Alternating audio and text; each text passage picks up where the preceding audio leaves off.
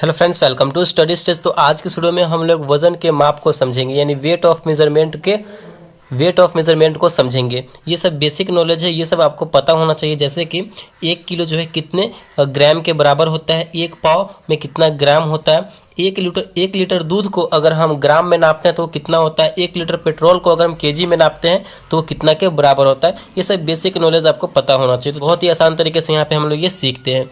1 kilogram की अगर बात की जाए, इसमें कितना ग्राम होता है, तो 1 किलोग्राम में 1000 ग्राम होता है। ये बेसिक नॉलेज है, ये आपको पता होना चाहिए। तो 1 किलोग्राम में 1000 ग्राम होता है, ये आपको समझते चलना है। आधा किलो की अगर बात कहीं पे भी आए तो आधा किलो में कितना ग्राम होता है, तो आधा किलो में 500 ग्राम होता है।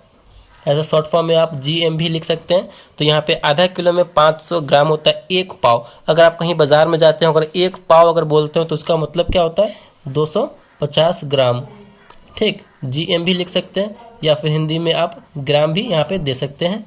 तो 1 पाव अगर कहीं भी सुनने को मिले तो यहाँ पे 250 ग्राम होगा। अगर आप दुकानदार को बोल रहे कि 2 पाव कुछ भी सामान दीजिए, तो 2 पाव का मतलब क्या हुआ, 1 पाव 250 ग्राम, तो 2 पाव यहाँ पे क्या हो जाएगा, हमारा आधा किलो हो जाएगा, यानी 500 ग्राम हो जाएगा। आई होप ये समझ में आ रहा होगा। 1.25 किलो की अगर बात है, अगर कोई दुकानदार को बोलते हैं कि 1.25 किलो अगर हमें दाल चाहिए, तो उसका मतलब क्या है, 1.25 किलो का मतलब हुआ 1 किलो 1 केजी 250 ग्राम। 1.25 किलो का मतलब ये हुआ। ठीक, 1 किलो 250 ग्राम। अगर इसी में आप बोलते हैं कि 3.25 किलो, तो 3.25 किलो का मतलब क्या हुआ, 3 केजी हो जाएगा, और वहाँ पे सवा लगा हुआ है तो 250 ग्राम।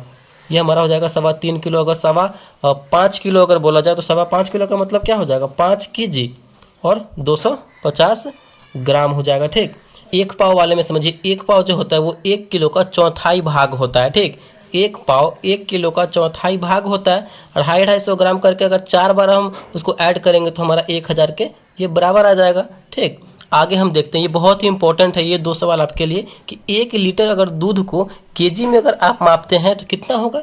1 लीटर दूध को अगर केजी में कन्वर्ट करेंगे तो 1032 ग्राम होता है। ठीक, यानी यहाँ पे हम कह लेंगे कि 1 केजी 32 ग्राम के बराबर होता है। 1 किलो दूध को अगर 1 लीटर दूध को अगर आप केजी में कन्वर्ट करेंगे, केजी में मापेंगे, तो 1 किलो 32 ग्राम, क्योंकि यहाँ पे जो दूध होता है वो पानी से थोड़ा सा भारी होता है, इसीलिए यहाँ पे इसका वजन जो है अगर केजी में हम आते हैं तो ये बढ़ जाता है। 1 लीटर दूध इक्वल टू 1032 ग्राम, यानी 1 केजी 32 ग्राम होता है। ठीक, अगर 1 लीटर पेट्रोल को अगर हम केजी में कन्वर्ट करेंगे, यानी कितना ग्राम होगा मापेंगे, तो यहाँ पे ये होता है 770 ग्राम।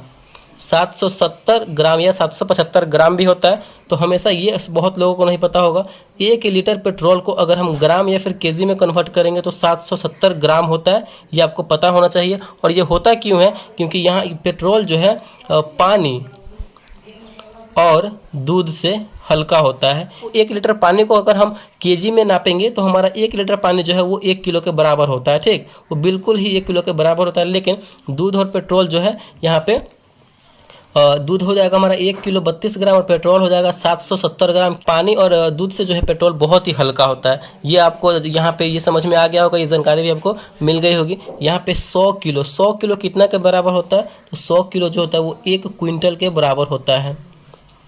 ये 1 क्विंटल, अगर 1 क्विंटल की बात है कि 1 क्विंटल कितना होता है, तो 1 क्विंटल जो है 100 किलो के बराबर होता है। ठीक, अब हमारा 1000 किलो कितना के बराबर होता है, तो 1000 किलो इक्वल टू 1 टन होता है। ठीक, अगर 1 टन में पूछा जाए कितना किलो होगा, तो 1000 किलो, सिंपल सा है।